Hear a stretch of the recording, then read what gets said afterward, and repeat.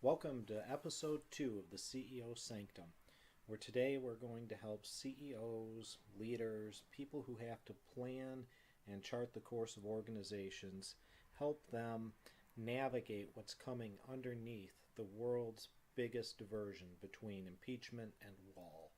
Wish I didn't have to do shows which were so circled around politics, but today in this environment, that's really what's driving our landscape and what's coming over the horizon. It's a bit touchy for me because I'm the guy who is a dog's bark and the caravan moves on. Political aficionado. I love politics, but I have to figure out where people are moving to, where things are going, what the policies are going to be, and I've come to understand that it it doesn't matter who's in office. There are things that happen I like and things that happen I don't like. And we always seem to get three good pieces of legislation each year. We just don't know from where they're going to come. And that's because they're probably created by accident in all truth.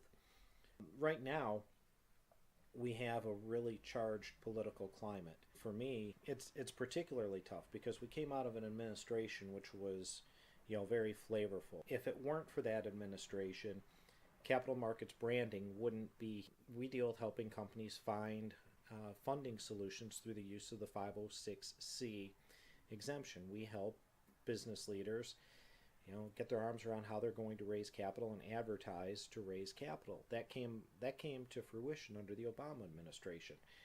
People think he was really unfavorable to business, but in the reality is, he opened up a whole world of functionality. And now we're into a very different administration where people are expecting, certain very right-wing policies, and that's the headline.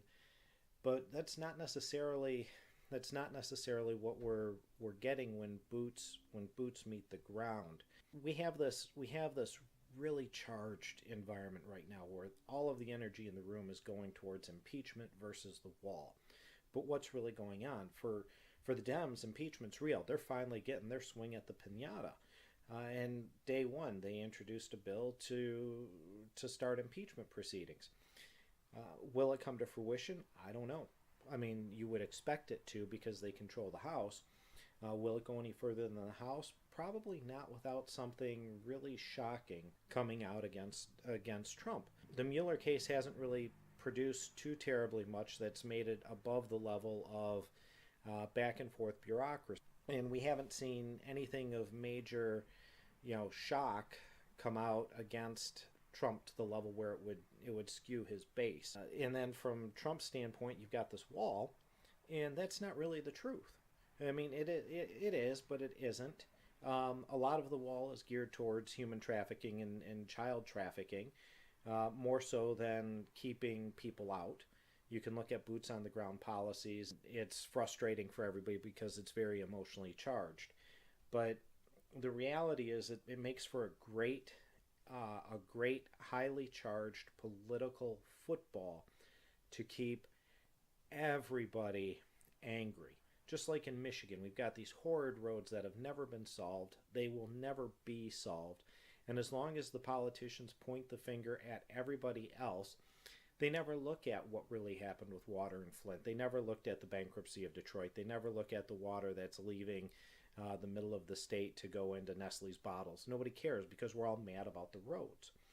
So you have this curable political football with the wall, and it probably will at this point come to fruition in some way, shape, or form. But you have it being used as the wedge issue for a shutdown.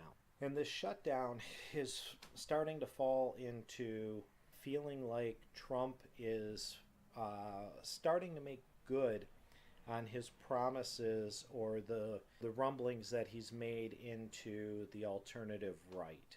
We're through the midterms. He's created a situation where through a public meeting, he put Pelosi and Schumer on the spot, forcing them into digging in their heels in a situation where they can't go back on their base. They have to stand their ground, and tell Trump to pound sand on this wall. I mean, that's not a conciliatory effort. That was driving, a stake in the ground. Trump says, I'm going to own the shutdown, and Schumer and Pelosi said, okay, you can own the shutdown, but we're not funding this thing. And so where do they go? I mean, where do they go? And this is by design. It's not part of anything other than an effort, a diversionary effort. So what we're seeing coming in underneath is you're starting to see with this shutdown. You've had prior to this shutdown, you've got an economy where you have 6 or 7 million open jobs right now. Wages are rising because of labor demand. And you had promises come through the alternative right media by Trump to, fix the whole world. I mean, it was Skittles and rainbows. Everyone's going to be off welfare. Everyone's going to be working. We're going to end wars. We're going to make this place perfect. And everybody's going to go to jail too. So I think you're starting to see some efforts on the Trump administration's behalf to move towards some of those promises. One of them you saw, and it looked like it was follow through from Obama, but $150 million in forgiven student loans to begin pulling the yoke off of the debt slaves. Because if people work, that money needs to stay in the economy, and with student loans, it goes back to the government. It just gets, once you send in the check, it's like sending it to the IRS. They just scrap the money and it goes nowhere. It's ones and zeros and it evaporates. You release people from their student debt, and when they make money, they can actually go buy a car. It's effectively a tax cut. It may not be popular, but financially it leaves money in the system. Along with that, you're seeing the beginning of this shutdown, lots of threats to keep the shutdown open or keep the shutdown continuing for a while. And if it does, you have aging federal employees who may just go into the pension fund. We're going to retire and be done. You have non-essential employees not getting paid. Well, if you have non-essential employees in the position that I'm in, where you have a wife and 3 children, one of them's off into college, and I'm not getting paid, and I don't know for how long I won't get paid, and we have 6 million open jobs, maybe I'd float my resume. And I think probably a lot of people would. As we've seen a tenor change in some of these agencies, maybe some of these people are going to start going. So you're going to see, I think, a shift, and this is deliberate. I think you've got a passive-aggressive mechanism going on, actually active-aggressive, which is going to cause a shift of federal employees to downsize their institutions, their agencies. People are just going to move on because they can't get a paycheck. And with uncertainty, that drives the need for people to bond into situations of certainty. The question just over the horizon, and we know that there's been friction points pushing through the Section 8 housing system, which is causing landlords to slowly pull out of the system, rethink being in the system, looking to pull their properties and turn them into conventional properties. And as we go through this, now you're starting to see rumblings of, come the 3rd week of January or the 4th week of January, we now have a situation where, there's not going to be funding for the SNAP program, for the EBT card program. And this is going to fall down to the states. Who won't have money coming into their food card, and why? And that, through default, that then goes into the states, and maybe some states backstop it, maybe some states don't. Maybe some people who are close to being able to pay their bills on their own, get sick of the uncertainty and move towards a second job or look for a better job, because at the end of the day, hunger always cures itself. In one way or another, hunger cures itself. Now, the follow-on beyond that is what happens if you have Section 8 housing checks not reach the landlords. You get a knee-jerk situation where people who maybe aren't as compassionate as others. Some landlords will be compassionate, some won't. And the ones that won't, you know, they're going to send eviction notices. They're going to send eviction notices, and then what happens? Because you've got people who have been in the system, that don't have job skills. Now, granted, we need framers and we need drywall sanders and we need shovel guys on excavation crews. Where do those people come from? Are they sitting at home, on their game council? If they're sitting at home on their game council and their food budget gets cut and their rent check gets cut, maybe they have to push back into the workforce. Maybe it won't be so clean. We have these efforts where with Build the Wall, Trump's stringing another 160 miles of razor ribbon, and he, under national emergency, can, immediately and quickly build the perfect shiny wall. Till you deal with eminent domain, you're putting this thing through on people's properties. Someone somewhere is going to find a reason to give pushback. Maybe he can run roughshod over everyone. Maybe he can, and maybe he can do it quickly and efficiently and get his results. But when you take that attitude and you shift it from putting a piece of steel along a line on a map and you move it into people who need to eat, who have rights, who have legal contracts, it may not end up as clean as people think, or as Trump as Trump might think. I mean, this now gives cause for people to be very concerned. And probably 2 years ago, we had some outages with the EBT system, whereby there are videos of Walmarts being completely looted, where Walmart said, okay, let it go. You can do a lot with policy, with public policy, as long as people are fed. People will sit on their porch, they will talk with their neighbors, they will stay home and do nothing as long as they're fed, and they will accept that the world is just against them and they're not making any headway. You pull their food, people get hungry and people get angry, they get hangry. This concerns me because I think you can take a black and white spreadsheet idea and say this will work, and they'll push back into the labor force, even though a lot of them have no job skills, no ability to network, finding the support to get to your place of employment may not be an option, but they're without food. And that becomes, that sets up a situation of security. Do you now then follow this through with, you already had a parallel mention by President Trump yesterday of national security emergency in order to build this wall. Well, if you're calling a national security emergency to build a wall, you obviously know you can use national security, riots, inciting of riots as a reason to pull out the National Guard and go to, martial law.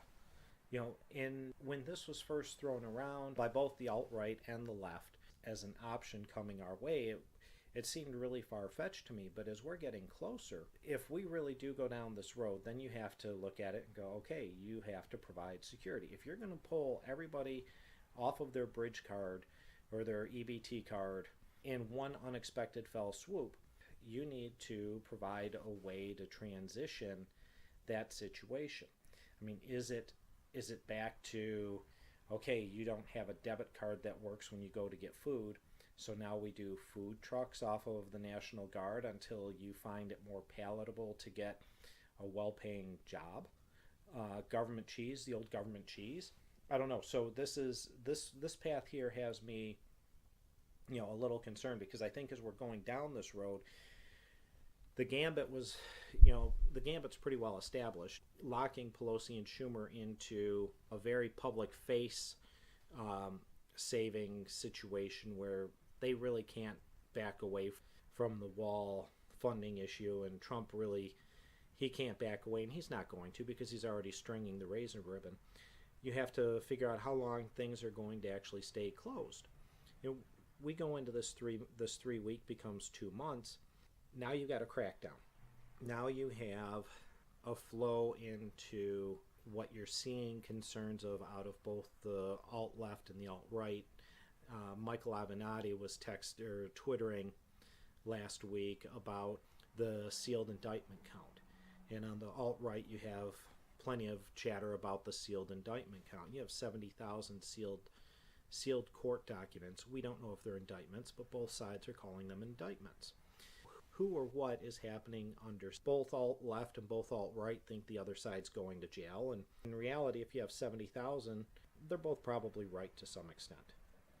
So how do you do that? I mean, if this is a contrived act in order to clear the proverbial playing field of legacy power structure, can you as an executive simply go through ad hoc arrest 70,000 people? No, you would be called Hitler, and they would actually be right. You would be a Stalinist, and they would be right. In order to pull off an act like that, you need to create such a situation of chaos that people would be tolerant of a mass arrest event in order to restore order. And I followed this from both sides for a while, and I think we're starting to see some of these pieces genuinely coming together on the board. I'm not sure if I think Trump will take all the heat for it.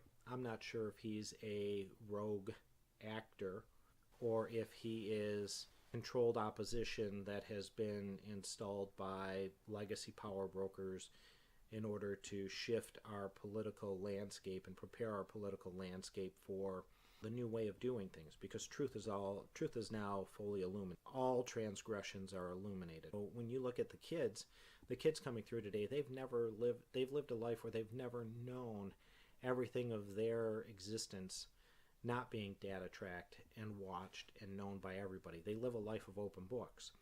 Some of them are absolute rock stars. Some of them are phone ponies and gamers that are locked into avoiding reality. But the truth is, everybody coming of age who's 25 or lower doesn't understand miscreant behavior. And the political landscape's going to change.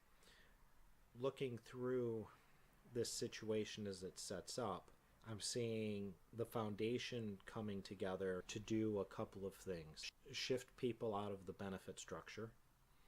I'm seeing that to be used as a catalyst for suppressing insurrection, because if you have people who are going without food, you will now have people organizing to create political pushback. And Trump will be the target for this. I think you're at a point now where we're starting to see the game board come together. On the backside of this, what I'm hoping for, what I'm praying for, is that when the political fallout comes, the American people can look at the arrests as the unsealing of those indictments or documents which are starting to unseal. They can look through this and say, okay, it was fair adjudication. Person one really was taking money out of his campaign account and using it for his wife's car. Yeah, he should be charged.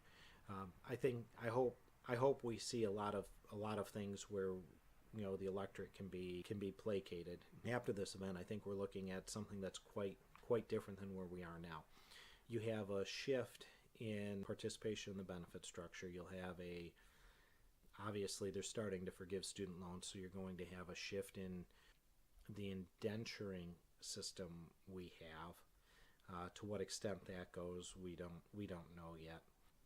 And on the happy side of this, so the pendulum right now is so far in one direction, and the Dems, they've come at Trump with, we're going to impeach you, but they haven't had anything. They haven't had anything for people to vote for. And I think we're going to get to, hopefully after whatever this action pulling together is, this cultural shift, I hope we were able to get back to decorum. You're finally starting to see Beto yesterday announced his Green New Deal. Whether it turns out to be good or not, or needed or not, we'll have to wait and see. But finally you have a headline politician on the left who's reaching into the base saying, hey, here's something we can vote for, instead of looking to exercise our anger.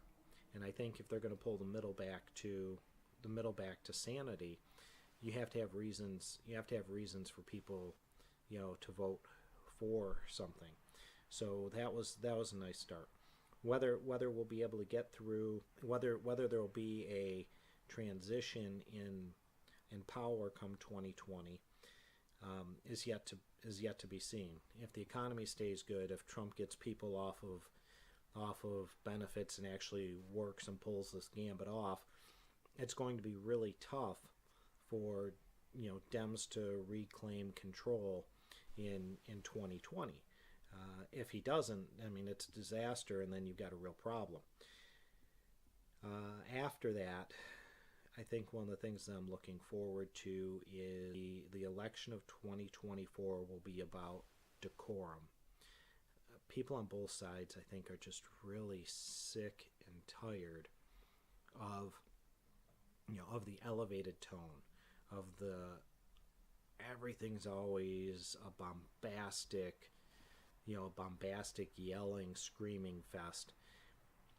I think people are starting to be tired of that. And you blend that together with the 20-somethings and the 30-somethings coming up, outside of the fringe, which garners a lot of attention, decorum is very cherished again. Conducting your affairs politely and respectfully is coming back in. This is being worked through the schools. I think that's one of the good things I see coming through with the younger generation. And I'm gonna put it out there as a final before we go. If Trump holds in 2020, coming up in 2024 on the Democrat side will be Gretchen Whitmer. I think she'll be a very marketable candidate in 2024 because of her appropriate decorum, and as a Democrat Party loyalist, she will be well received by her constituents after she's put in a few years as governor in Michigan. So until next week, everybody, be well.